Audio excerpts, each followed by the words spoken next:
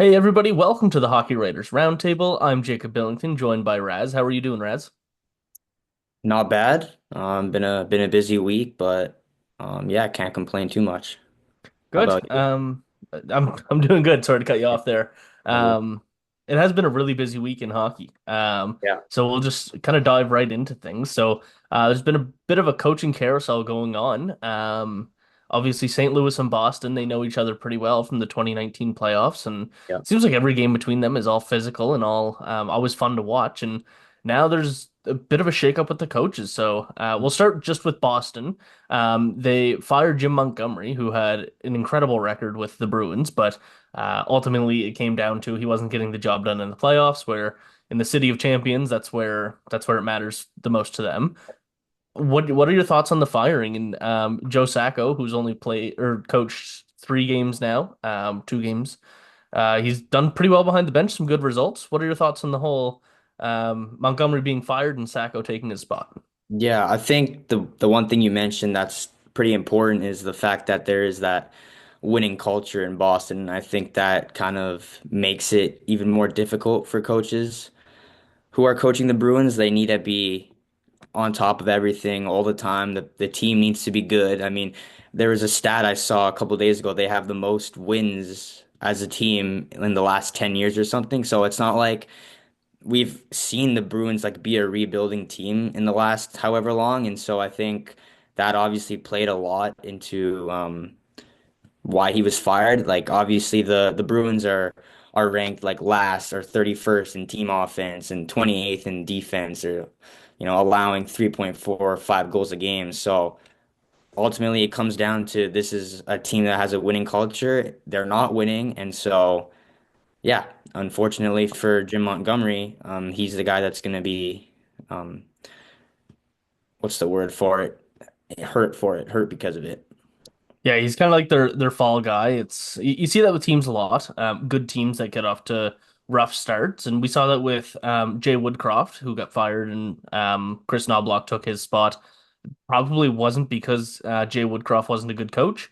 It was just it wasn't working there. In Edmonton, very different situations. Boston didn't start the same way Edmonton did when Knobloch took over, but you get these teams that just the standard is nothing lower than like a championship and Mhm. success. And as soon as they start to see any sign of struggle, they just make a move and they're on top of things.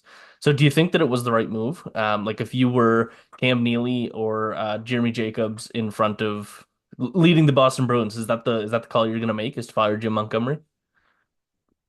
I mean, I personally think Jim Montgomery's a good coach. I mean, the record shows it even in previous teams with Dallas.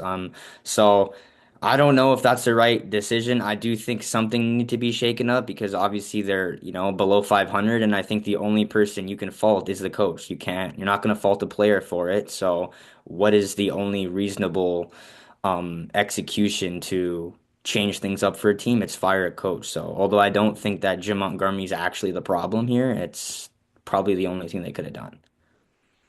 Yeah, and like you look at the roster, so they've played 22 games as a team, and I don't think anybody is gonna argue that they have a fairly good team. Yeah. Maybe not the strongest that they've been over the last half decade, but like you look at the roster, they've got a lot of stars, they've got a lot of really good players. They only have one player with double digit in assists, and that's Yeah. David Pasternak. Marchand has 9. Lindholm has. They only have 3 players at double digits in points, and that's because Elias Lindholm just hit 10 points on the season. Yeah. They're just not producing. They're not scoring goals, and Yep. while yes, I think coaching and systems is part of that. I don't think Elias Lindholm only having 10 points or Justin Brazeau being fourth on your team in scoring is because of the coaching. I think you're just not getting these guys showing up. Um, like Trent Frederick, you want more than 6 points out of him. Charlie Coyle, you got 1 assist out of him so far, Yeah. and 5 points. That's just not good enough. And you got these players like Pasternak and Marchand, even they could be doing a bit better. I don't know. It's something's just not working. And even since Joe Sacco took over, like they've won 2 games with a combined 3 goals. Yeah. So I mean, you talk about them. not scoring goals, they're also like giving up goals as well. And with a defensive group of, guys like McAvoy and Zadorov, and then obviously they have Swayman who they just re-signed. That's also surprising to see that not only they're not scoring goals, but they're giving up the most amount per game almost in the entire league. Yeah. And they only have two, three. They only have five players with a positive plus minus, which plus minus is a terrible stat unless it's very skewed in one direction. And when only five of your players have a positive rating and Cole Koepka is leading the way, there's an issue there. Yeah. I don't know. It's like you said, Jim Montgomery is a very good coach. He wasn't the problem, but they had to hold somebody accountable, and unfortunately, that's what happens with coaches in the NHL. Yep. So, shortly after, so I think that's only what 4 or 5 days after Jim Montgomery is let go, the St. Louis Blues kind of just said, "Hey, look, there's a shiny new toy available. Let's can Drew Bannister and see how Jim Montgomery works for us." So going into the season, the St. Louis Blues were not looked at as Stanley Cup contenders at all. And they were kind of one of those wild card teams that there's probably 4 or 5 teams that could push for those two wild card spots in the West. And St. Louis is in that conversation, but I don't think anybody had it written in pen that they're going to be making the playoffs. Mhm. Drew Bannister, he didn't even get 82 games as a head coach. I'd say he did fairly well um, for what he did, for what he had. Mhm. I'm just pulling up his stats here. So he had 76 games and 39, 31, and 6 record for 84 points. Yeah. In only 76 games, that's like you're almost a playoff team in that at that pace. Is it his fault? Did Drew Bannister deserve to get fired out of St. Louis? I mean, I think if Jim Montgomery isn't fired and he's not available, I don't think they can him at this point. I think you're right about that, the whole shiny new toy thing and the fact they're like, okay, well, a great coach in Jim Montgomery just got let go, who's available. Let's pounce on it now. I mean, we're below 500. We're third last in the Central Division right now. It's not like everything is sunshine and rainbows for the Blues. So why not pounce on a coach like Jim Montgomery and see if he can change the direction of the team? Yeah, and like nobody is saying that Montgomery is not a good coach, and I think that any team bringing in Jim Montgomery is making a good decision. He's Yeah, an upgrade to pretty well any coach in the league, outside of maybe like Rod Brind'Amour, Jared Bednar, John Cooper. Like, there's not many that I would rank ahead of Montgomery. agreed. Drew Bannister, I think he's been doing fine, and he's a new coach. He coached in the early 2010s. No, he didn't. Sorry. I'm thinking of Joe Sacco. Drew Bannister, he's a new coach. He's doing pretty well for his first not even full season's worth of games. I mean, you're missing Robert Thomas for the whole start of this year. You don't have the strongest roster out there. Like, look at your defense. You got Yeah. Colton Parayko leading the way in 2024, and that's just not going to get you too far. I believe Uh, Krug's hurt as well. So yeah, Krug's out. Jordan Binnington not having the best season. Um, Joel Hofer's doing well. Like, you can't really blame your goaltending, but he just doesn't have the roster that he needs to succeed. And so I wonder what the goal is for Montgomery coming into St. Louis, just because there's there's only so much you can do with a roster. yeah, Their scoring has all around been about the same as Boston's.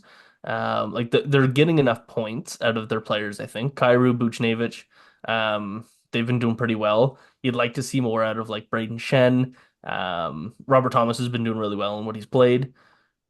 I don't know. I think it's more irrational and a more irrational decision from St. Louis, obviously, than Boston. But I think it's just let's not wait, pounce on a guy before he's taken up by someone else. Maybe because we have a new coach who has improved himself. I don't know exactly, obviously, what the whole scenario is, but I mean, they're in the Central Division. That's a good division. You have the Avalanche who have started to heat up after their rough start. You got Dallas, you got Winnipeg, you got Minnesota. And so, with that roster that the Blues have, even with a coaching change here, I don't know if they're expecting, this gigantic push to now be able to overtake some of those teams in the Central Division to fight for a wild card spot even. Yeah, and it's nothing to do necessarily with St. Louis. Like they have a good crop of young guys coming in. They had their cup of tea. They won the Stanley Cup, and um, I just don't know like what are their aspirations this year? Does Mhm. management really think that they can contend for a Stanley Cup or even push for a playoff spot? They have a goal differential of -21 in just 22 games, which is I mean, not good at all. It's one of the worst no. in the league. Um, so yeah, I don't know. I understand. Jim Montgomery is a better coach than Drew Bannister, 100%. It was just a really weird move. It feels like it was just like you said, kind of an irrational. Just Yeah. this is available. Let's just get this. Yeah. So yeah, it's. Do you have any final thoughts on that whole coaching situation between either of the two teams? No, just other than the fact that I don't know the St. Louis's goal Blues' goal here with that move. I mean, it's to make the playoffs. That's you don't hire Jim Montgomery if you're looking to rebuild or Mhm. just teach your young guys or whatnot. Like their goal is definitely to make the playoffs. I just don't think that's a realistic goal for them. Yeah. And That's if management is sitting there saying like it's either going to be playoffs or bust this season, they have too high of aspirations. Obviously, every team like Kent Hughes and the Montreal Canadiens are saying we want to make the playoffs this year. every Every team wants to make the playoffs. That's their aspirations. But being realistic about it, like I don't see the Blues as a scary team on paper. neither do I. So let's move to some more milestones. Sidney Crosby pots his 600th career goal. And for a guy that you think of as one of the best playmakers in NHL history, really, seeing him being the 21st player to score 600 goals is miraculous. And to think of all the concussion things that he went through, all the injuries in his early season when it was crybaby Crosby and stuff, like just to see the whole transformation to where he is now. I think it's remarkable that he hit 600 goals and is 21st in league scoring all time. What are your thoughts on him hitting that milestone? Yeah, I think the first thing I was gonna say, you hit it right on the nail, was it's insane how he's hit 600 goals, but just imagine, I mean, where he would be right now in terms of goals if he didn't have all those injuries. It's like he probably could be at, I don't know, 650, 660 already if he played a lot of those games that he missed out on. So yeah, I mean, obviously one of the best players to ever do it. Obviously known more as a playmaker and his defensive reliability, but yeah, great to see him hit that milestone. Yeah, and for a guy like we talked about him being a playmaker, by the end of the season, there's a good chance that he is I just have the list up here, probably ninth, passing Steve Yzerman with 1,063 assists. Like he's in like Wow. ridiculous territory Yeah, with his stats. And then again, the 600 goals for somebody that isn't known for his goal scoring to be the 21st to ever hit it. And he's going to pass Yari Curry this year. He'll pass Dino Ciccarelli, Bobby Hall, probably Jerome McGinley, Joe yeah, Sakic. And then so he'll be flirting with the top 15 in goal scoring by the end of the season. So um great stuff from him. yeah, so how many years do you think he has left? So he's at 600 now. Do you think he can reach 700? For a guy that's not known for his goal scoring, 100 goals is a lot. I don't know the timeline. I would say at least four seasons, four more seasons, 4 or 5 seasons. Does he have 4 25 goal seasons left? With the way the Penguins are looking right now, I don't know. I mean, if he joins up and teams up with McKinnon in Colorado, I think he has a decent shot. But I don't know I don't like where the Penguins are going, and I think they're pretty dead set on keeping Crosby till he retires. So, I mean, with the pace they're going, they're just gonna get worse until these guys like Crosby, Malkin, Letang are done. And so I don't know if he hits it if he's still a Penguin. Yeah, if I was to put money down, I would say he's probably got 4 years left in him. He just signed the extension. Um, I would say that he does hit the 700 goal mark, which would put him at ninth all time in goal scoring. And just for fun in the points, I don't. He could be the second player in NHL history to hit 2,000 points. It's going to take a lot. He needs 383 points. I in mean, if four anyone can years. do it, it's gonna be him. So If anyone can do that, yeah, it's him. yeah, Absolutely. He could very well finish second all time in points and be the second player to hit 2,000 points. Um, yeah, unreal. so before we move off of Sidney Crosby, I just want to ask you, is Sidney Crosby on your all-time NHL Mount Rushmore? Oh, for sure. I Yeah, think maybe I have a little bit of bias because I'm Canadian, but I think that's most people who are Canadian. They have him up there. But yeah, I think for sure. I mean, along with, Gretzky, Howe, those guys, Lemieux. Yeah, he's definitely up there for me. I would say mine is Gretzky, Lemieux, Crosby, and Orr. That would be my top four all time. Howe is definitely in that Yeah. conversation. And that's goalies are too hard to throw into that Hmm. mix. Agreed. Yeah. But yeah, I would say Crosby is definitely on my Mount Rushmore and could very well finish as the second best player in NHL history, along with Mario Lemieux. Yeah. Um, so let's move to another active legend of the game, and Alexander Ovechkin. Obviously, we all know that he's out week to week with a leg injury. I don't know if it was announced exactly what the injury was, but he caught a knee on knee from Jack McBain, which Right. I hate to see.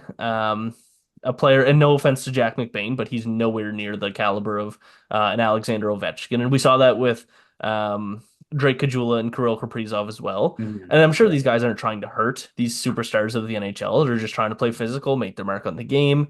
Um, but Jack McBain taking out Alexander Ovechkin for 6 weeks, Yeah. that just hurts the game. I hate to see it.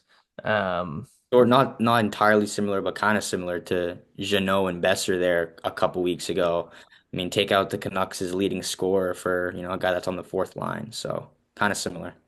Yeah, and then you go back to the conversation of the 80s and 90s where people wouldn't touch Wayne Gretzky, and that was just kind of an unwritten rule. I don't like that precedent at all. I don't think that you shouldn't like not be able to touch the Oh yeah. superstars. But like don't hurt them. Be careful what you're Mhm. doing. Yeah. They're the ones that help make your paycheck. Like for what Alexander Ovechkin has done, he's Mhm. probably added $1 million to everybody's paycheck Yeah. across the NHL just with how much like people love to watch him and how much money he's brought the league.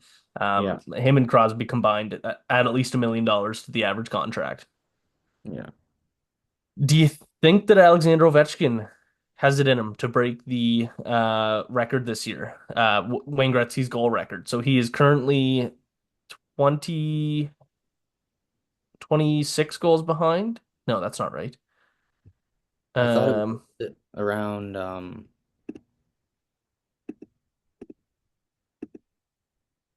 yeah, so he has 868 and Gretzky has 894. So do you think he has it in him? So by the time he comes back, I'm gonna say about 45 games left in the season.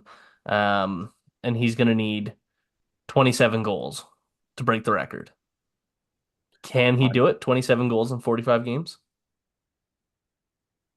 so Ovechkin, I think it's doable. The one thing I want to say about that though is he was kind of in a groove like just before he was injured. He went like hat trick, then 2 goal game, and he's kind of in that rhythm of pucks are landing for him, and I think obviously with an injury that could very well be something that changes that entire flow that he had going on, and so he could come back and it could be way harder for him to find the back of the net than it was before he injured, but. I mean, he's been scoring goals since he entered the league. If, like we said with Crosby, in terms of goal scoring, if anyone can do that, it's going to be Ovechkin, and I do think he has enough games to get it done. It just depends on whether this injury, how severe it is, and if it's going to, kind of take him out of that rhythm. Yeah, and it's like the way the Capitals going. Like you got Connor McMichael scoring at an out like a ridiculous pace. Yeah. And so Yeah. like they're not necessarily missing his goal scoring. He's not the only person that can do that on the team. So I wonder if like people start to get in their mojo and start to take advantage of the empty spots, being able to go higher in the lineup and whatnot. And then if there's just less goals for him to score because everybody else is starting to score them, Right. I don't know. We all saw how he started last year. I think it was February by the time he got his 10th goal of the season. Yeah. Hope he Yes. doesn't fall back to that. I think the NHL is kind of hoping that he doesn't hit it. He's within like 3 to 5 because then they get the whole summer to kind of hype up the league and Yeah. get people watching the start of next year. and stuff like that. So I think it'll be like within the first month of next season, at the very latest. So October, November is when he's going to break it at the latest. So Yeah, yeah, the latest for sure. it, it's it's unreal that we just like at our age we just got to spend most of our life watching two of the greatest players Right? in Sidney Crosby and Alexander Ovechkin, Yeah, and watch them absolutely dominate the entire NHL for 20 years. it was a It's pretty pleasure. special. All right, so we're about a quarter way through the season. Most teams are at the 20 to 22 game mark. What has been the biggest surprise for you? Whether it's a team, whether it's a player, could be uh, Jim Montgomery being fired, Ovechkin's pace, anything. Um, what is the biggest surprise for you so far in the 2024-25 season? Yeah, being covering a team in the Pacific Division, that's obviously something that I'm drawn to most of the time. I think I said this last time, but they just continue to not give up and impress. And for me, what's surprising is still the Calgary Flames. They have just beaten the New York Rangers and the Minnesota Wild on back-to-back, not back-to-back nights, but two games in a row. Hmm. Dustin Wolf is just at an unbelievable level right now. Even Vladar, as a backup, he's doing his job, and they just don't give up. They grind away at games, and they find a way to get it done. And when they're going through tough times in games, Dustin Wolf and Vladar are there to take that load and keep them in games. And right now, they're first in the Pacific Division, whatever the game is with Vegas there, one game less or whatever, but they're up there and. They were projected to be a bottom 10 team in the league. No one expected this team to come out firing on all cylinders. And it's the one thing that's surprised me a lot. Yeah, they've been really good. I'm a very, very proud Dustin Wolf owner in Mm. fantasy.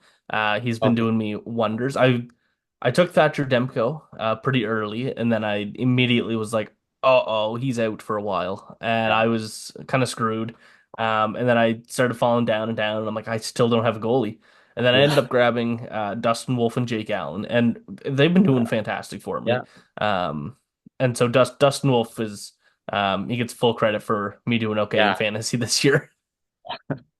No, Um, he's been an absolute wall. It's the reason they are like, yes, they've ground away at games and they've come back in third periods, but if he's not playing the way he is, they are probably where they were projected to be. He's a big part of that. yeah. So do you have him for the Calder right now? It's tough with a goalie. I mean, Michkov is doing pretty well. I do think he's a Calder finalist right now. Yeah. Yeah, I think he's finalist for sure. Um, Michkov and Wolf are top two for me as well.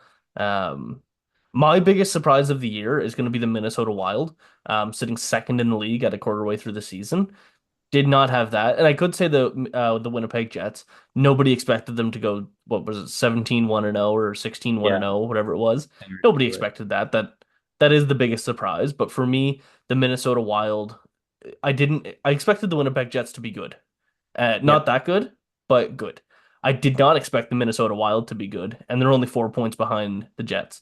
I Yeah. didn't think the Wild would make the playoffs. I didn't think they had the depth or the star power. Obviously, they have Kaprizov, who at this point could be making a Hart Trophy. Yeah, He he's had a ridiculous start to this season he over. has absolutely.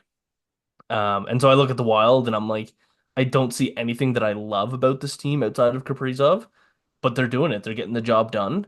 Hiring John Hines as the coach was one of the weirdest things that I've remember in a long time.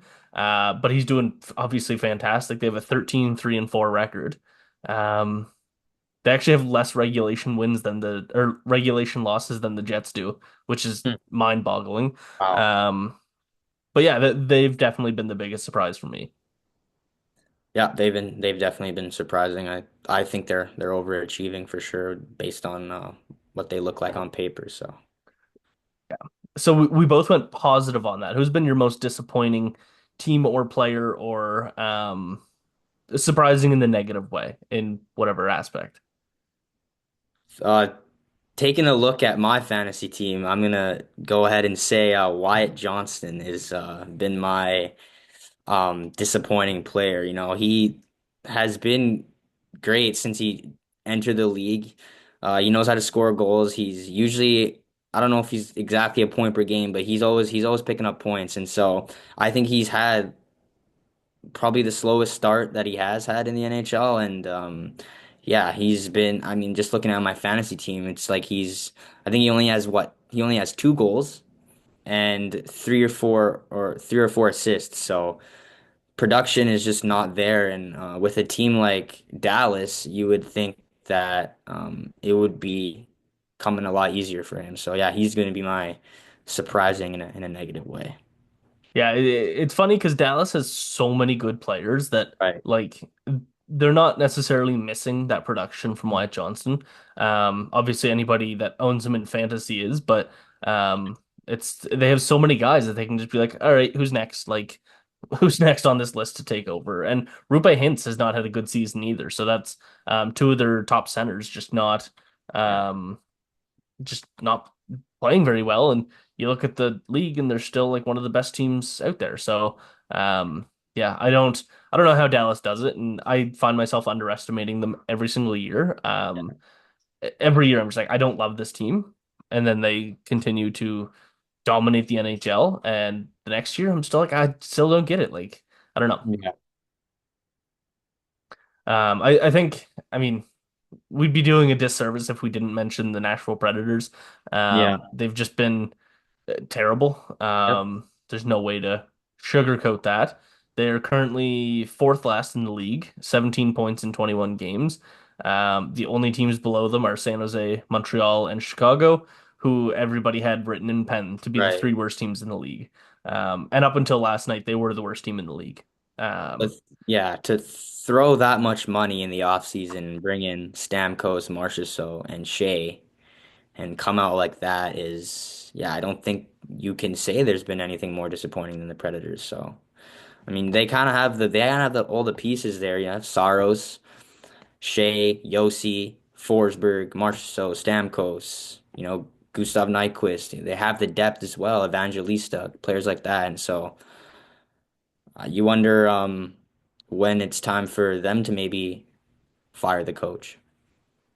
Yeah, I wonder if Andrew Burnett is on the hot seat too. There's been a lot of talk of the Predators, like the rebuild word has got thrown out there, which I don't think Barry Trotz meant as a full teardown. I Yeah. think we talked about this on this podcast already, but it's just kind of a let's retool the bottom six and the bottom four defense, make everything look a little bit cleaner and add some more depth.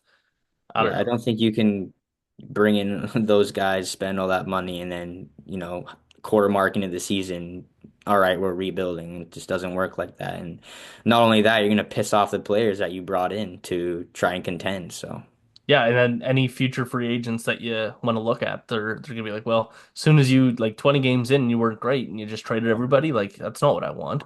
yeah, So yeah, and there's a lot of term and money tied up in those three guys they signed and yeah, Saros, and no matter how good a player is, it's difficult to trade that money. Like even I've said it before on a couple podcasts, but like if Connor McDavid gets placed on waivers today, it's going to be very difficult for a team to claim him. mhm, Everybody's going to want to claim him, but making that money work is it's just not yeah. easy. Or making a trade for Nathan McKinnon. Everybody will figure out a way to do it, but it's just incredibly difficult to clear up $13 million. So, All you have 5 teams in there with a pick and retaining some sort of salary. So yeah, it would be chaos. yeah, it's just not easy to move that type of money. Even if they did decide to. Like you don't usually see $8 million players get moved at all. Just because it's so difficult to move their salary. So, Yeah. is there anything else you wanted to touch on before we wrap things up? Oh no, I think we covered what's kind of hot right now in the league. So yeah, that was good. All right. Well, thank you everybody for coming to check out the Hockey Writers Roundtable. Raz, thanks for joining me. This has been a great episode. Make sure to check out everything on the Hockey Writers YouTube channel and the Hockey Writers Substack and everything, all the breaking news, all the articles, all the analysis on thehockeywriters.com. And we'll see you next time.